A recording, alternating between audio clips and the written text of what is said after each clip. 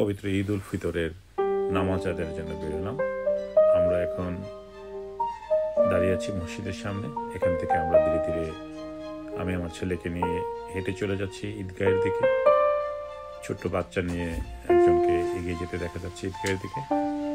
ঈদগাহের দৃশ্য সকলের সাথে শেয়ার করছি। ইমাম সাহেবকে আমরা আলোচনা করতে দেখা যাচ্ছে। আমরা আছি জামাইকা নিউ ইয়র্ক ঈদগাহ মাঠে। এখানে মহিলাদের জন্য নামাজের সুব্যবস্থা আছে। সম্মানিত মহিলাদের একাংশকে আমরা দেখতে পাচ্ছি। সবাই এসে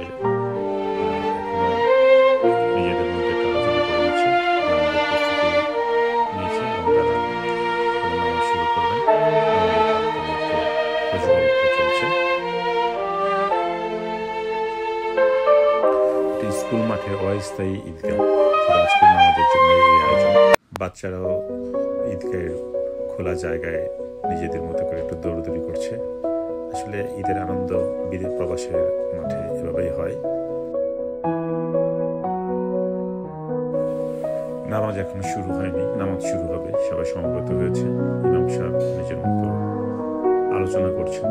আমরা সবাই সারিবদ্ধভাবে বসে আছি, ইমাম সাহেবের কথা শুনছি।